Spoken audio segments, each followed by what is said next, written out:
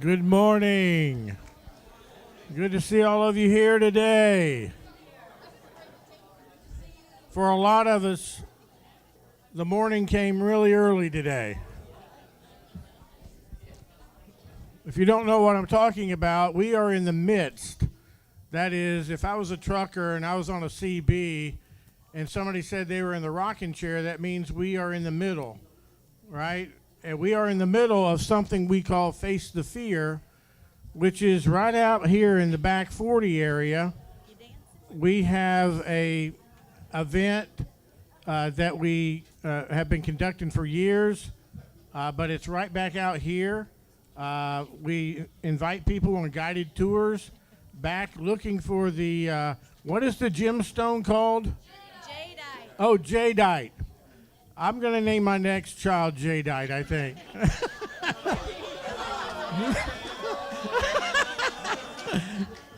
It's got kind of a ring to it. We're done. My wife's leaving. Anyway, if you didn't get to go in it yet, it happens next weekend from 8 to 11 right out here. You can get all the information about it from looking at your worship guide. I encourage you to do that as we continue with Face the Fear. Ladies, there's a ladies' night coming up at Rustic Journeys. You can be a part of that on November the 5th. You can sign up, see the link, attached link, and you can have a great time out with ladies making crafts for the holidays. Hey, right over here. Right over here. There's Christmas presents, right? There's a reason for that because we're only 62 days away, according to Joy, and she keeps track of this because her name is Joy. We're only 62 days away from Christmas, and we have something here called the Christmas Store. 100 teenagers are going to receive gifts. If you're going out looking, it's a 60-40 split.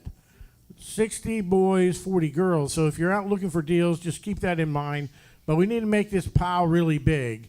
So we encourage you to shop early because of the supply chain issue, and often as well, so we can fully fund that event.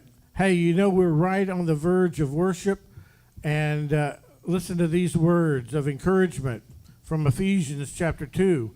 For it is by grace.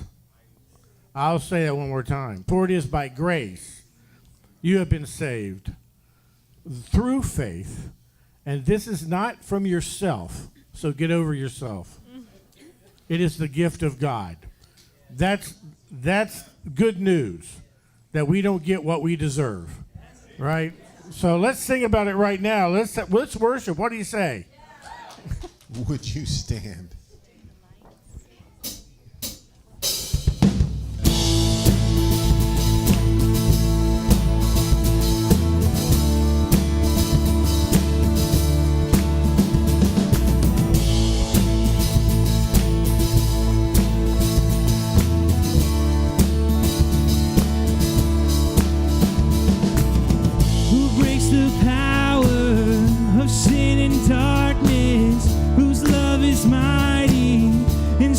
Stronger, the King of glory, the King above all kings, who shakes the whole earth with holy thunder and leaves us breathless in awe and wonder, the King of glory, the King above all kings. This is amazing grace. This is unfailing love, that you would take my place, that you would bear my cross. You laid down your life, that I would be set free. Oh, Jesus, I sing for all that you've done for me.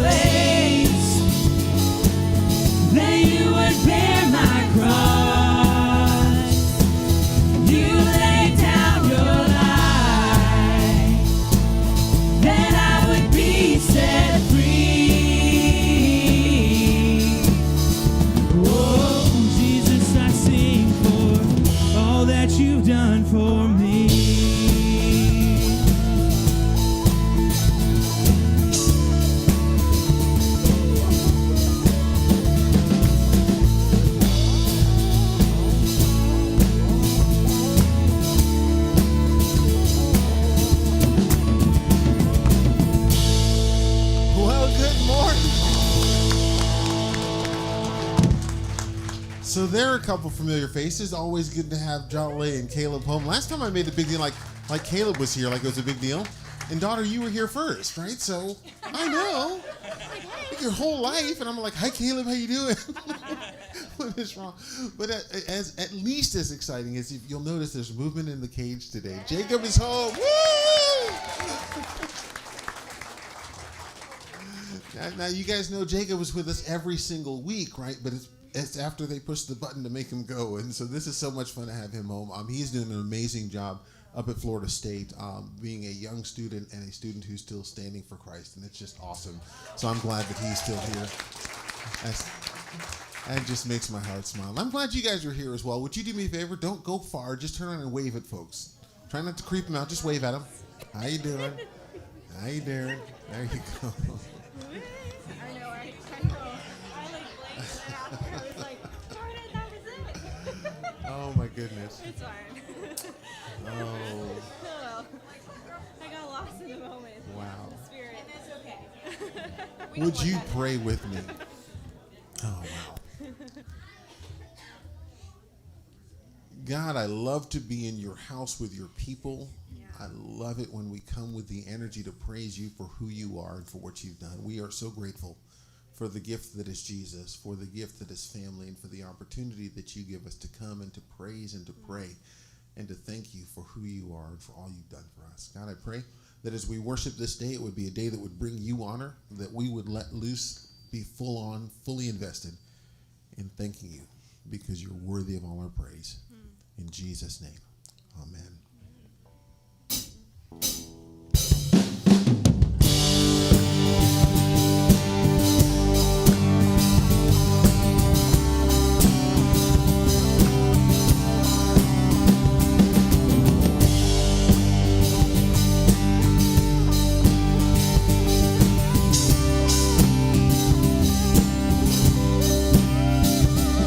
Let praise be the weapon that silences the enemy.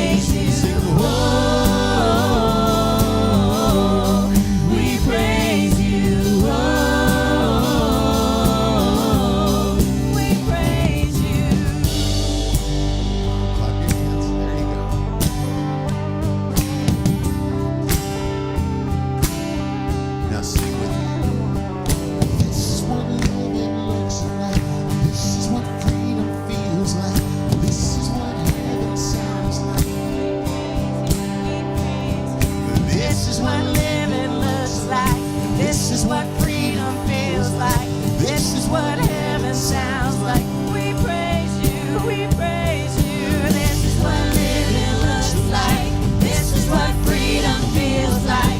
This is what heaven sounds like. We praise you, we praise you. This is what living looks like. This is what freedom feels like. This is what heaven sounds like. We praise you, we praise you. Break down every wall. We'll watch the giants fall. Fear cannot survive when we praise you. The God of breakthroughs on our side. Forever lifted high. With all creation, God, we praise you. We'll see you Break down every wall. We'll watch those giants fall. Fear cannot survive when we praise you. The God of breakthroughs on our side. Forever lifted high. With all creation cry, God, we praise you. We praise you. We praise you. We praise you. We praise you. break down every wall. We'll watch the giants fall. Fear cannot survive when we praise you. The God of breakthroughs on our side. Forever lifted high. With all creation cry, God, we praise you.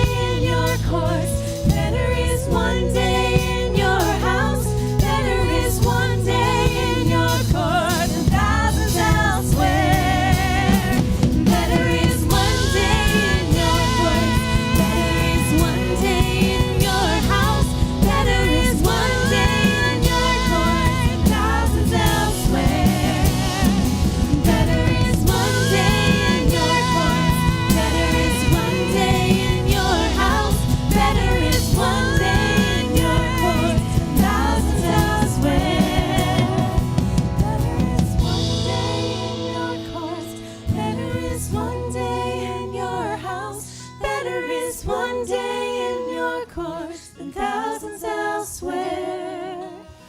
Better is one day in your courts. Better is one day in your house. Better is one day in your courts than thousands elsewhere. Amen. Would you be seated?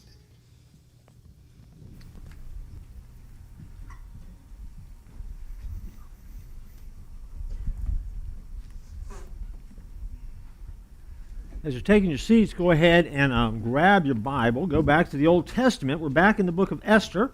We will be there unpacking Esther's story over these next few weeks in our series called Back Against the Wall. The series is built upon the idea that there are just some moments in our life that we get pushed and shoved against the wall. We feel like we run into a wall, if you will. Now, when you get to that wall, you can do a couple things. You can stand and you can face that wall, and you can put your nose on that wall and you can stay there.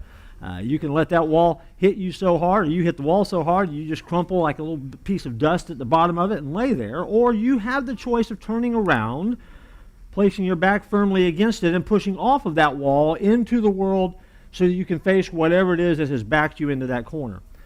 The book of Esther is a book that is a fascinating book, but it's a book where they have their backs against the wall, and a lot of things that happen in the book of Esther impact our lives and have a lot to do with the world that we live in, maybe in ways that we've never thought before. I told you when we started this series last week that we would hopefully take a look at a story that might be familiar to some of you, but also look at it in a way that's brand new, look at it with a new set of fresh eyes, and see some things that maybe you haven't seen before. And so we have done that. Today we continue that by talking about faith in a faith-filled, faithless world. Now say that 3 times fast. Faith in a faith-filled, faithless world. That's the title. I'm going to explain the title in just a few minutes, but that's what we're going to talk about this morning. But also, if you notice that there were some folks that are wandering around today that look a little bit like zombies, that's because we are in the midst of an event called Face the Fear. It opened this weekend. Friday night was a pretty slow night with crowds. We weren't real thrilled about that, but it was one of those nights where the weirdest things happened, because normally, historically, for Face the Fear, we will open the door, and inevitably for the first hour, it is the roughest ride and the most terrifying thing that you've ever been a part of, because everything seems to break. It goes wrong. We have to fix it on the fly, and then you've got someone that's waiting to come through. Inevitably something, we're trying to fix something and hide in the dark while someone else comes walking by, and it's a nightmare. Friday night opened, and everything worked perfectly. I mean, it's the first time in 20-some-odd years I think everything worked perfectly. Everything fired, nothing misfired, everything was working, and there were no people here to go through it. I mean, the crowds just kind of trickled in, it was slow. We were doing everything we could to keep entertaining them, give them another loop in the back 40, whatever we could do to keep people here. He was busy. So it was a very, very slow night, and thinking, man, what is going on? Discouraging as that was, last night was not that night. Last night we ran from early on until the very last minute. We filled every slot that we had, and it worked well again. And so kudos to the folks that are working out there. If you haven't looked out there, you give them a hand. They did a great job. We've constructed things that we've never tried to build before. There's some things out there that we've never put into the mix before. We've expanded and blown out things that we've never done before. And it is a real experience through an old, cursed mind, if you will. And it's been fun. If you are into such things, and not that you should be, but we're doing it. This morning on FloridaHauntedHouses.com, or actually last night, we get reviews. You get reviews. That kind of makes or breaks what you do year after year. And so we get reviews. We have been given the first 2 reviews that popped up gave us 5 out of 5 possible pumpkins, so that's good. One of the headlines says, so much fun and so very scary. The other one said, scary to the max. And I told Max Simmons last night, I said, they're talking about you, man. This is all about you. For whatever reason, you made such an impact, they did it to you. But those reviews are out there if you want to. But I also shared at 9 o'clock, I'll share with you, what set us apart, what really kind of put us on the radar of being a group of people that were able to scare people and do it differently was a group called Horror Find. They're an organization that ranks nationally what they call the haunted houses, the best scare experiences out there. And a few years ago, for whatever reason, We were in their radar, and what they do is they send people in, and you don't know who they are, and it's kind of like a mystery diner thing, and they just do the whole experience. They never let on who they are, and then what they do is they post reviews for you, and they also contact you and tell you a variety of things. And one year they came out and went through it, and we hit. They loved it. Their headline was better than Halloween Horror Nights, and from then on we were off and running. At that point we were off and running, and there was never any turning back. And then, of course, that created other people looking at us. And then before, AOL had named us one year one of the top 10 places in the country to come. I mean, it was just crazy stuff that started to happen, and God began really blessing what we were doing, as weird as that sounds. Last night, this came in. I saw it this morning. It said, this was from Horrifying. It says, Horrifying has had the pleasure of ranking fright attractions throughout the country for a number of years. Recently, our founder has passed away. So we're finishing up this Halloween season by doing some of the things that we have done in the past, but this will be the last time. Last night, October 23rd, we visited and experienced Silence as presented by Face to Fear. The guest interaction prior to the event was outstanding. Your team, working, and the guest relations could not have been better. We had all the information we needed, had fun, and had a snack. The event itself was also amazing. We loved the story and thought it was interesting that you were trying to get us to scream after you had insisted that we stay silent. I'm sure that is causing some uncomfortable moments for your guests, but making people uncomfortable and frightened is what you do, and you have done so well. Great cast, fantastic monsters in the woods, love the rustic buildings and the sets that captured an old mining town. The working sluice was a great touch, and nicely constructed water effect for your bridge. Getting a chance to experience the maze was a blast, and then thinking we were done only to have to figure out that the code that Bob supposedly gave us didn't work. But it was a nice finish. Love the horror films you created as bonus features. Got a chance to watch the first couple of the Fear Virus episodes. And then they added this phrase: this is perhaps the most pleasing thing about your haunted attraction. It has a purpose. We are thrilled to award you a 10 out of a possible 10. Well done, Face to Fear. And I mean, the folks that have worked on it, the cast last night, it was our largest cast ever this weekend. I mean, they have just done an amazing job. But it dawned on me, that phrase, the most pleasing thing about your attraction is it has a purpose. You know, there are a lot of places you can go, and there's a lot of things you can pay for to be entertained, but then you have to ask yourself from time to time, is there a purpose behind it? Now, the purpose could be entertainment. Nothing wrong with that. Don't misread that. But as a follower of Christ, one of the things that you've got to come to grips with is that if you get this day as a gift from God, there's a purpose to it. God just wasn't willy-nilly sitting up there going, hey, you know what, I'm just going to give you another day. Have at it. You know, if he gave you today, and you're here, and you ain't dead yet, you got something that you're supposed to be doing, something that's supposed to be happening in your world, and something that's supposed to be happening in your life. And as a result of that, we find ourselves in now trying to flesh out our faith in a world that sometimes doesn't make it feel very easy. Sometimes it gets a little complicated. Sometimes, to be honest with you, it's a little difficult. And we want to get it right, and we want to do it well. You wouldn't be here if you didn't want to do that. And so the question is, how do we do that? And that's what this series is about. How do we navigate that? Last week, we took our dive into the book of Esther for the first time, and we found out, even in the aftermath, as you guys responded to that, you know, Esther is a fascinating book, and some of you took me up on my invitation, read the whole book. And you've already sent in some interesting questions, stuff that I'm not actually going to cover in the series because we have cleaned this up for primetime viewing for families, and so some of the stuff we're just not going to talk about. But we'll get to those. We're going to figure out a format. I think we're going to call them Esther Extras, and we're going to get the answers to you in the format of some of the more interesting and or graphic questions you have asked, and there really are answers for them because Esther is that kind of book. Esther's also interesting because God's name is not mentioned in this book. Esther's one of those books in the Bible where God's name is, you don't find God commanded, God said, God encouraged. I mean, it's just not there. And so you build this story, and it's an amazing story about a young lady who is far from home or far from her homeland, a man who's far from his homeland, and we're going to keep moving through the story. Now today we're going to be at Esther chapter 2. We're going to spend all of our time there, and I'm going to kind of jump around a little bit and share with you some things about how you live out your faith, and that's with a capital F, in a small faith-filled, faithless world. Those are all little F's, okay? And we're going to look at why that's important. If you were with us last week, I for you guys, 11:15, you heard this part of it. The 9 o'clock crowd last time did not, because we didn't finish last time. But I said we would start with these verses out of chapter 2. So go to chapter 2, verses 5 and 6, and we're going to pick up right where we left off last week and roll into it. And it says this: Now there was in the citadel of Susa a Jew of the tribe of Benjamin named Mordecai, son of Jair, the son of Shimei, the son of Kish, who had been carried into exile from Jerusalem by Nebuchadnezzar, king of Babylon, among those taken captive with Jehoiachin, king of Judah. Now, when we read those words right now, we read that and we go, okay. Not a whole lot of reaction to it, a lot of names that we don't know how to pronounce. I'm sure I messed them up.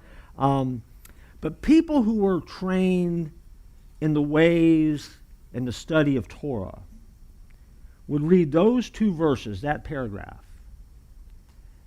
and thousands of questions would explode in their mind.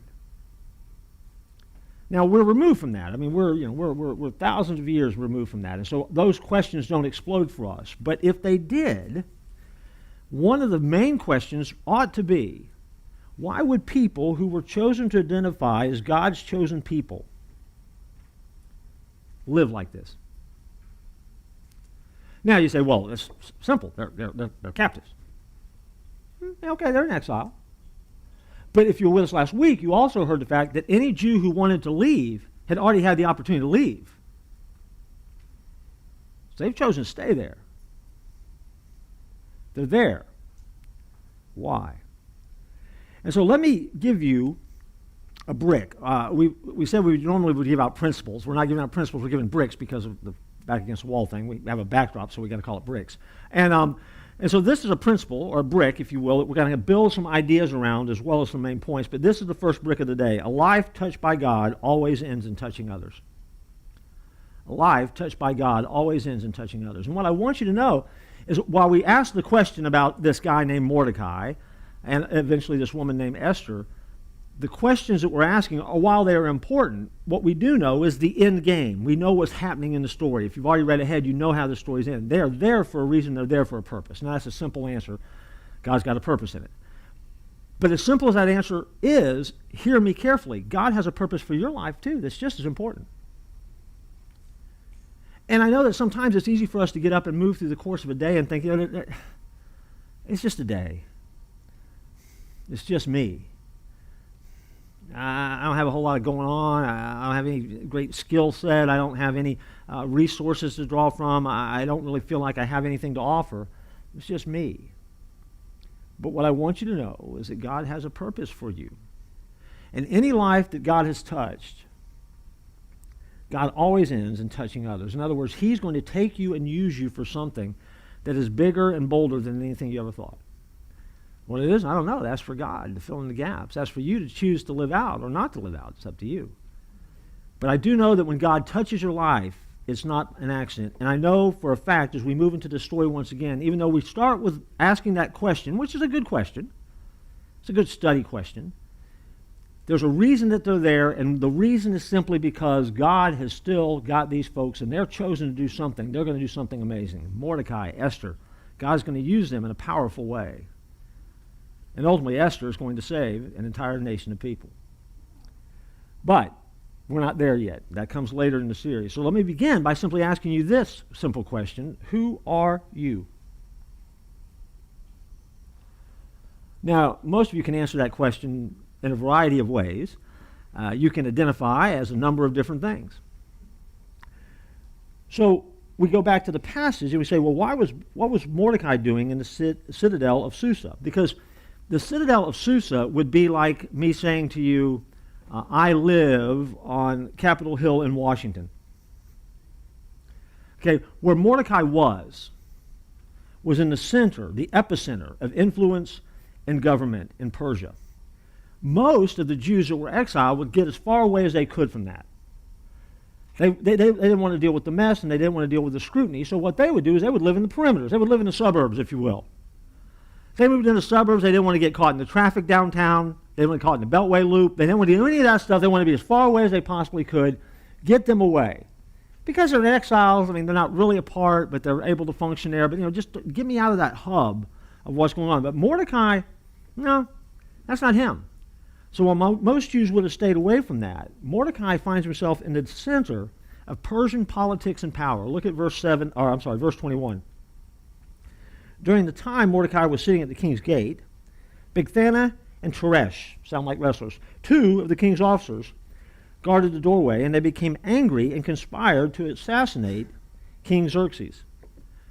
The implication here is that Mordecai may have been on the payroll. Mordecai may have actually worked for Xerxes. He's there in the gate of the citadel. He was in the thick of the political thicket. Mordecai, in some ways, was a big deal in a foreign land, which isn't a big deal, unless, of course, you're one of God's chosen people living in exile in a pagan culture. And so, as he lived his life, maybe making his living on the payroll of a pagan king, his Hebrew distinctiveness, if you will, is lost. For 3 generations, he's gotten further and further and further away from his heritage. Look at verse 7. Mordecai had a cousin named Hadassah, who he had brought up because she had neither father nor mother. This young woman, who was also known as Esther, had a lovely figure and was beautiful. Mordecai had taken her as his own daughter when her father and mother had died. Hadassah comes from the Hebrew word that means righteous. And so that is Esther, and that's who we know her as. And so Esther is getting ready to become part of a new television show called The Bachelorette. And she's getting ready to be a contestant. Now, we talked last week about how this happened. There wasn't a whole lot of choice in this. This was not a happy choice that they had to make. But this was, and again, by way of quick review, and again, we talked about it last week, the king, Xerxes, richest man in the world, one of the most powerful men in the world, asked his wife, the queen, to do something that she just refused to do and should have refused to do, and so they banished her. He got these folks to go along with him and support his attempt to conquer the Greeks, and it had gone horribly wrong. He has come back at the end of that and walked into a lonely palace, and when he cried out, "Honey, I'm home," there was no one to say, "Oh, how was the war, dear?" And he's lonely, and he feels bad, and those around him who are trying to keep this powerful man happy say, "Let's have a contest. Let's have a contest. Let's put on a show. Let's call it The Bachelorette. And we'll get women from every one of the provinces around us, every one of the regions around us." And so they brought these women in to become part of the king's Bachelorette show. Now, we talked about the fact, though, this is a one-way trip for these ladies. Women could be banished very easily. And so for these women, they were ripped from their homes, they left their homes, and were brought to the king's palace, and they would be there as part of this contest, and they would become a part of the harem or the concubine of the king. But they were not going back home. There was going to be one winner who would be the queen, but then all of the losers were still going to live there in the palace for the rest of their days, to be used as the king saw fit. So when you talk about over 1,000 women coming for this contest, this is not a happy goodbye, good luck, dear, hope you win when they leave home. This is serious business. And Esther is one of those women. Verse 8 through 10. When the king's order and edict had been proclaimed, many young women were brought to the citadel of Susa and put under the care of Haggai. Esther also was taken to the king's palace and entrusted to Haggai, who had charge of the harem. She pleased him and won his favor. Immediately he provided her with her beauty treatments and special food. He assigned to her 7 female attendants selected from the king's palace and moved her and her attendants into the best place in the harem. And in verse 10, Esther had not revealed her nationality and family background because Mordecai had forbidden her to do so. It's easy to read the story and forget what we read there. When it says Esther was taken, we just talk about that. She wasn't taken in the sense of, hey, come on by. She was taken. And she was taken and she was put away, she was locked away, and she wasn't going to leave. And in verse 10, we find out that Esther does know who she is. She does know her background. She does know her nationality. How do we know? Because it says so. And she kept her mouth shut because Mordecai had told her, don't say a word. So now Mordecai and Esther's story begins to kind of gel just a little bit more than it did maybe last week. They are aware. They're 3 generations removed from living in Jerusalem, but they do know who they are. They do know their background. They're aware of it. And so now Esther is going to keep her mouth shut because that's what Mordecai has told her to do. And she's struggling in this environment that she's in. She's struggling in this place that she's in, and she's got to figure out how to survive it. You ever felt that way in the culture you live in? You know, see, when I ask the question, who are you? Maybe a broader way to ask it is, who are you in the culture that you find yourself in today? Because we understand hidden identities. I mean, how many times has it been that you, as a follower of Christ, found yourself in an environment and you heard something going on, you knew you needed to say something, but you just didn't say it because you didn't want it to be embarrassed, you didn't want people to think you were odd for God, or you didn't want people to think you were weird, or even worse, kick you out of the group, so you kept your mouth shut. You hid your identity.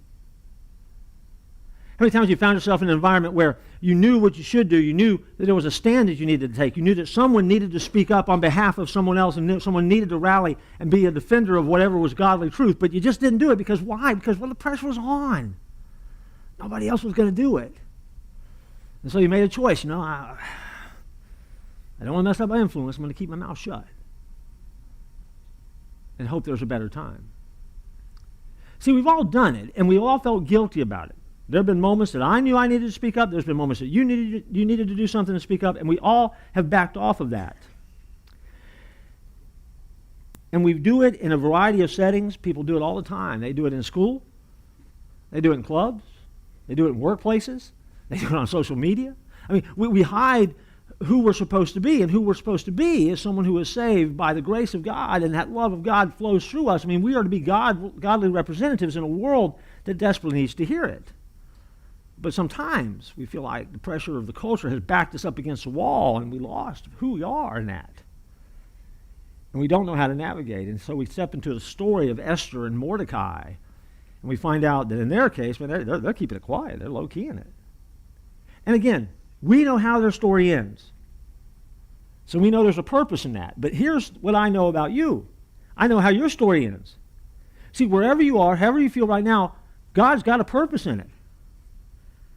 And I'm not going to beat you up by saying maybe you should have spoke up or maybe you ought to say something. I'm not going to do that because we've all been there. We've all had that struggle. Who needs that guilt?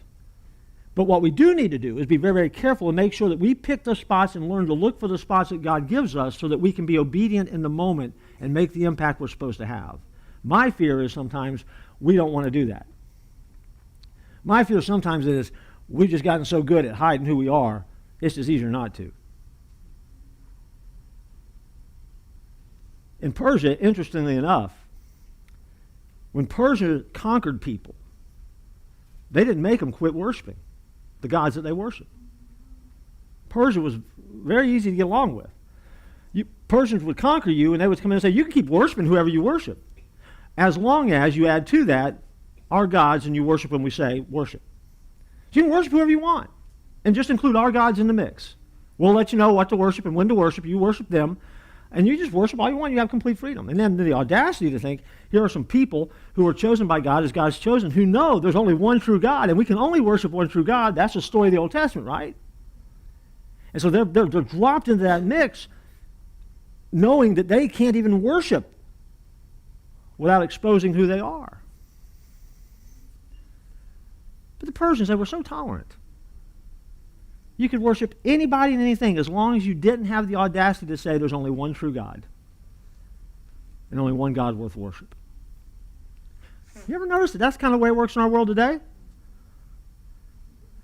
I mean, we live in a world that says we can believe anything. We live in a world that says all roads lead to heaven. That's silly. We live in a world that says you just go with your gut, however you feel. You're in touch with God. You can worship any way you want.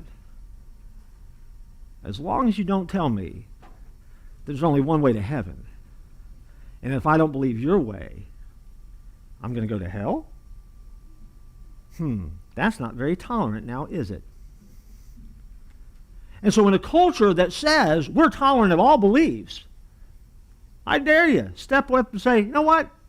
Y'all are wrong. There's only one way. See how tolerant that tolerant culture is to you.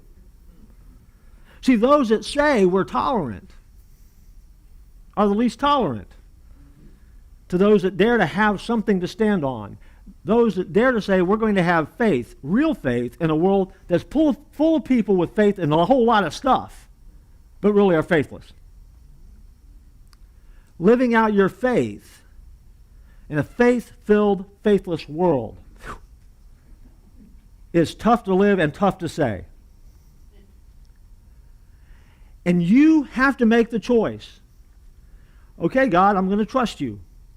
I'm going to be so in touch with you that I'm going to read the signs on this thing. I'm going to listen to you, and I'm going to know when it's time, and I'm going to know what to say when I'm supposed to say it. I'm going to know what to do when to push back against this wall, because I know who I am, and who I am is your child. That's Mordecai. That's Esther.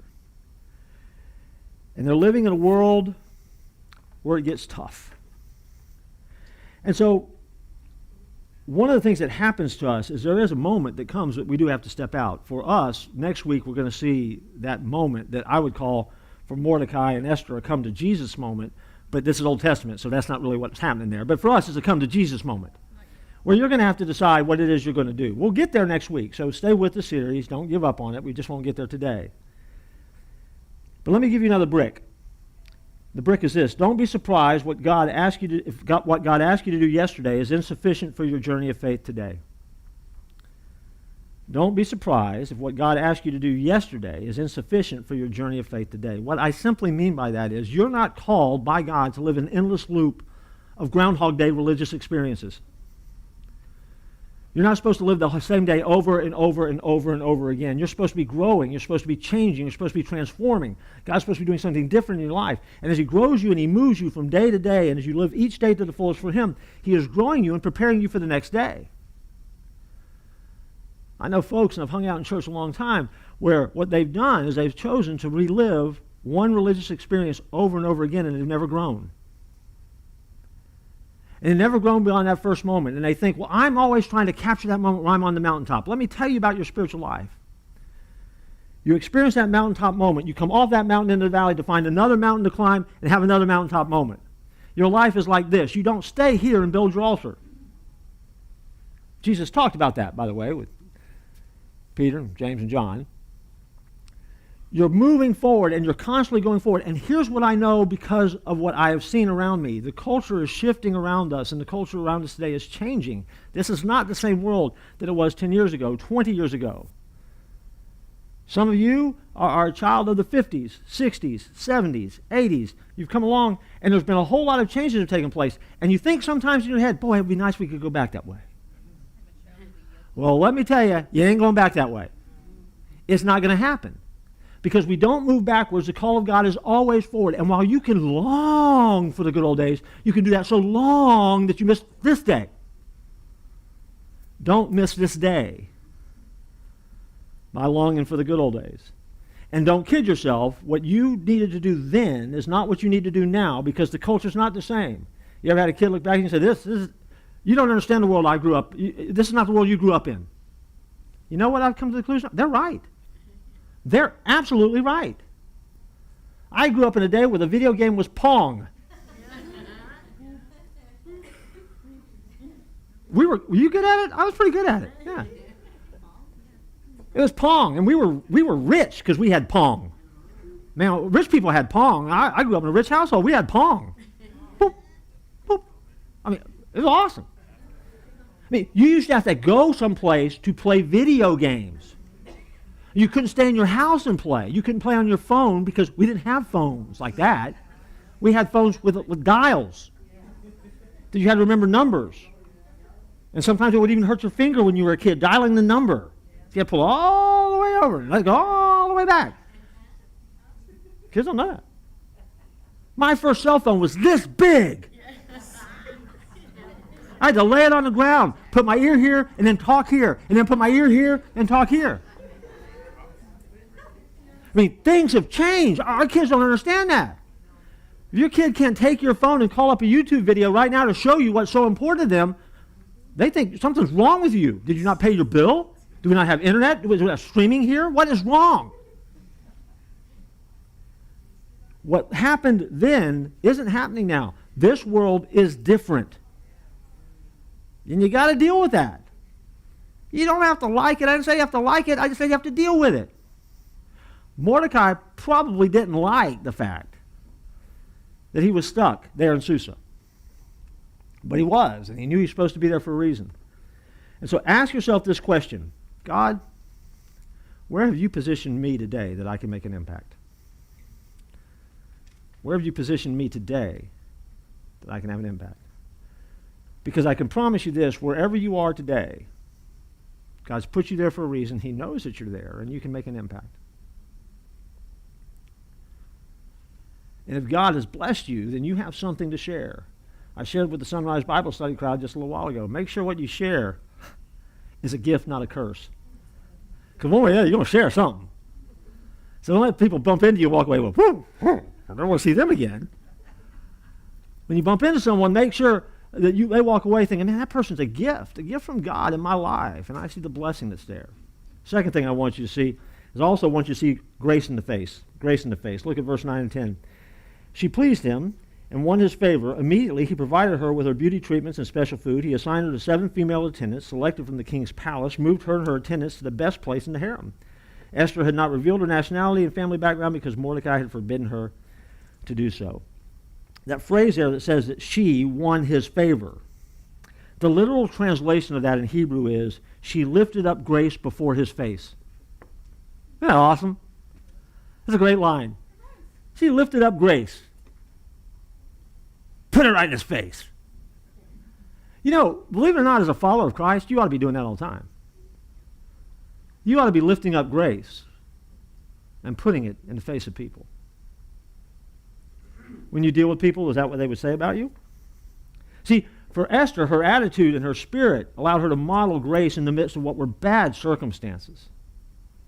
I mean, we can't even imagine what this would be like. Our imaginations, even on their worst days, can't imagine the angst, the pain, the fear, all of this that was going on.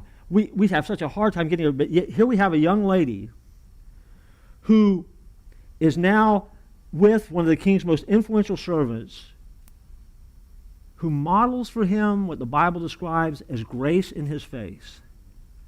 And when he looks at her, he is so struck by who she is, not her beauty, but who she is inside as well, that becomes so compelling to him that he wants to do his best to help her in what is a bad situation. And by the way, he knows it's a bad situation. I mean, notice what the details are here. We're not going to bog down. But he gives her 7 attendants from the palace. Why? Because he knows that these attendants know what works in the palace. Chances are very, very real that they worked for Queen Vashti back in the day, before she got banished. So this guy had the influence to say, I'm going to put these women with Esther. And then move Esther to the best place in the harem. Didn't get out of the harem, but put her in the best place in the harem. In other words, he is doing everything that he can to help her. Why? Because in this world that's falling apart around them, and all the emotion and all the drama and all the trauma that's taking place, here's a young woman who is lifting up grace into this man's face, and he's seeing something different about her and says, I can't do everything to help you. Here's how I can help. And he catches a glimpse of God in her. And she keeps her mouth shut about being Jewish. Verbal restraint, certainly lost in our culture today. Yeah. And we see how her faith collides with the wall. Because here she is now as a Jewish woman trying to figure out what to do next and how to act. Let me give you another brick. The brick is simply this. Do what you know you should do, and then you'll know what to do next. You ever had moments that you don't know what to do? Have those moments you go, I don't know what you want to do. Let me give you the best spiritual advice that I could ever give you. Go with what you know. I mean, you don't have to be a spiritual rocket scientist. Just do what you know you're supposed to do next. And when you do what you're supposed to do next, you'll discover that God has an amazing ability to clarify what he wants us to do in the midst of our being obedient. One of the reasons that sometimes we're not obedient is because we already know. We don't know what to do. So what do? Nothing. We just don't do anything. We never take an action. We never put anything to gear. We never start moving forward. And so as a result, we just don't do anything. And because of that, then we never discover what it is that God has for us. One of the prayers that you can offer in your life, this is another good now what, is God, help me today be grace in the face of someone who needs it. Wouldn't that be a great way for someone to describe you? Hey, I met so-and-so today. Well, what did you think about them? Man, I put grace right in my face. Now, as long as grace isn't tattooed on their knuckles, that's okay. But you want to make sure that you're offering that grace to other people. Can you do it? No. Can you do it because the Spirit of God lives in you? Oh, yeah. Sure. Of course you can. Because then you're not doing the heavy lifting. He is. So take the challenge. Be grace in the face of a world that needs to see grace. Because they have faith in a whole lot of things, but you have faith in the one true God. And that gives you a chance to live differently. The last thing I want you to see is also, she was able to be humble without a stumble. She was able to be humble without a stumble, and so can you. In verse 10, Esther had not revealed her nationality and family background because Mordecai had forbidden her to do so. If you drop down to verse 20, it says this, but Esther kept her family background and nationality, just as Mordecai had told her to do, for she continued to follow Mordecai's instructions as she had done when he was bringing her up. Even becoming a finalist in the Bachelorette contest didn't change her. See, these verses remind us that she remembered what she had learned. She didn't forget where she had come from. They remind us that she was still teachable, that she was still willing, even though she was just a heartbeat from being the queen of Persia, that she was still willing to listen to those who had poured her life into her. She had a teachable heart, and it didn't tumble when the circumstances around her began to slip and slide. She didn't let go of the things that she'd always heard when the crisis came. She didn't kick to the curb all the things that she had been taught and that had been instilled in her when the tough times came. Anything but. Matter of fact, it reminds us that she continued to follow Mordecai's instructions, just as she had from the time that he raised her as a girl. She had discovered that he was wise, that he had a heart for God, and that she could trust him. Now, there's nothing in the story to this point, we're only in chapter 2, that indicates that she has any big picture of what's going on here. She doesn't. Not in this part of the story. So what you have when you strip away the layers of this story is you have a young woman who is holding on to the teaching. She's teachable enough, and she's going to do what the people who have poured her life into her told her to do. That's Mordecai. She's handling it with grace and style. She's reflecting an inner beauty that's impacting the world around her. And she is doing the best that she can in a back-against-the-wall situation. And she doesn't know how this is going to end. She doesn't know how it's going to play out. So all she has is obedience in the here and now. See, the culture sometimes that we live in will force us against a wall. And when it does, we make a decision whether or not we're going to jettison what we know, what we've been taught, what we've heard, those things that have helped get us to where we are. But yet if God is in the mix, and he is, by the way, then where you are in this moment is not a surprise to him. What's going on in the world right now is not a surprise to him. And he wants you to remember that you are loved, and he wants you to find your identity in him. And when you find your identity in him, then you can push off that wall. The pastor shared the story. He had the opportunity to go back to his hometown and pay respects to his father and mom who had passed away. It had been 35 years since he had been back to that hometown. And so he made that journey back, like many people have done, to go back and just visit the cemetery, see it, not to accomplish anything other than just to say that they did it, and just go see how things were. It had been a long, long time. He wasn't worried about finding the grave. He knew he would find the grave because it was the only burial spot that was going to have a live oak tree by it. Now, the cemetery had many, many trees. At 9 o'clock, I said the seminary had many, many trees. And they told me seminary and cemetery are very close, and of course, seminary is where old pastors go to die. But anyway, at the cemetery, it had a lot of trees. But in this particular case, he remembered that his father had made a request. His father had just been diagnosed with a disease that they knew would ultimately take his life. And so he started to get his affairs in order. And when he began to get his affairs in order, he asked the cemetery for permission to plant this oak tree. Now, oak trees grow at all angles. They have those knuckle trunks. I mean, they just spread out. But he remembered his dad wanting this to be part of his final wishes. This was putting his estate in order, and so he did. And he remembered as a kid going there and actually reaching his hand around this little tree. It was only about this big at the time, and as a little kid, he could get his hand around the tree and touch his middle finger and the thumb together around the trunk of that tree. Now, 35 years later, as they walked into the cemetery, he saw the tree. The tree is now as thick as a man's torso. Time has passed. What he wasn't prepared for is what he saw on the tree. Because what he saw on the tree was a heart that had been carved into the tree. See, when his father was putting his affairs in order, he had carved a small little heart into that little tree, and then in the center of that heart were the initials of all of his children. And through the years, as the tree grew, the heart grew. And the initials could be seen clearer and clearer and clearer. His dad never told him he did it. But his dad knew that there would come a day that he would make the trip back and need, for whatever reason, to be reminded that his daddy loved him. That trip to the cemetery was a life-shaping, life-changing trip.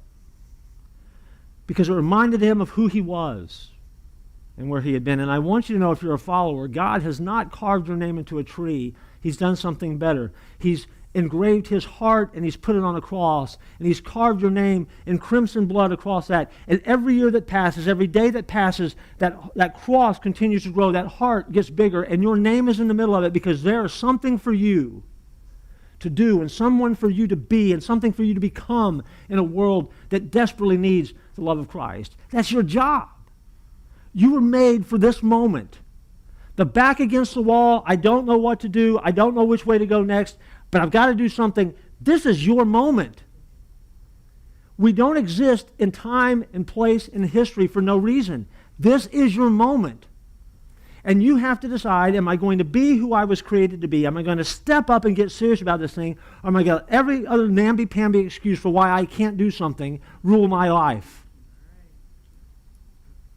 You are a child of the King if you know Jesus. If you made the decision to believe, trust, and follow him, you're his child, and nothing can touch you. Satan is afraid of you. Greater is he that is in you than he that is in the world. You don't have to be fearful. You don't have to be paralyzed with the fear virus. You don't have to succumb to the fears that the whole world is surrounded by. You can step up, step in, and become that person that makes a change, because you can come off of that wall because you're made for this moment. Would you bow your heads and hearts and let's pray together. God,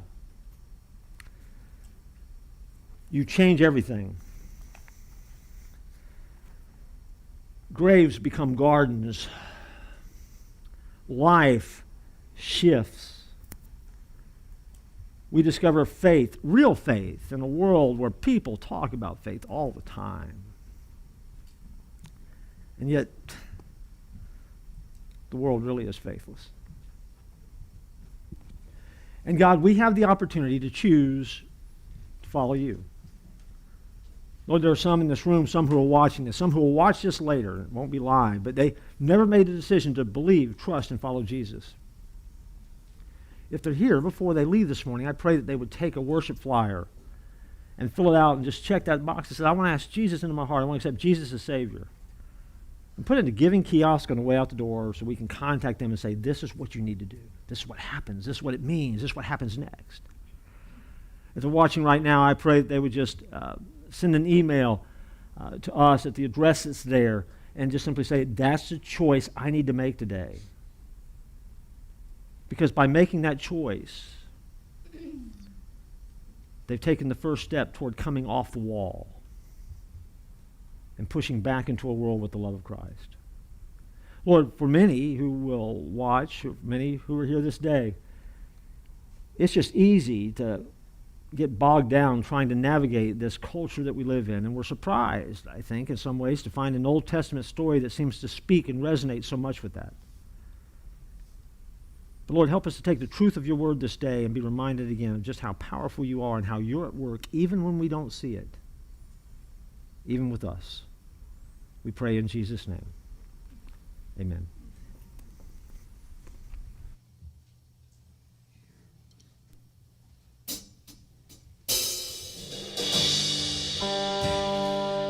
Would you stand?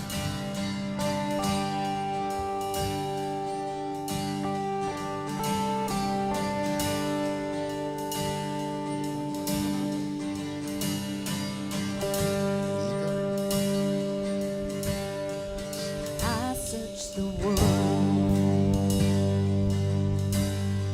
but it couldn't fill me. Man's empty praise, treasures a thing I'll never enough.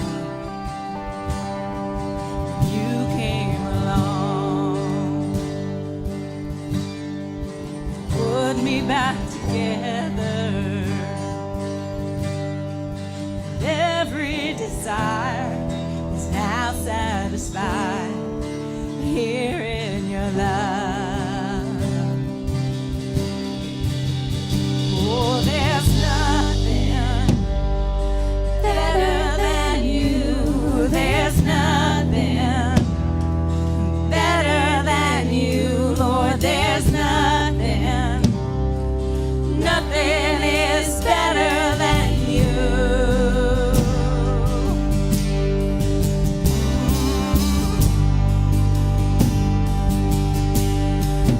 I'm not afraid to show you my weakness, my failures and flaws. Lord, you've seen them all, and you still call me friend. 'Cause the God of the mountain is the God of the valley. And there's not a place your mercy and grace won't find me again. Oh, there's nothing better than you. There's nothing better than you, Lord. There's nothing, nothing is better than you. Oh, there's nothing better than you, Lord. There's nothing better than you, Lord. There's nothing, nothing is better than you.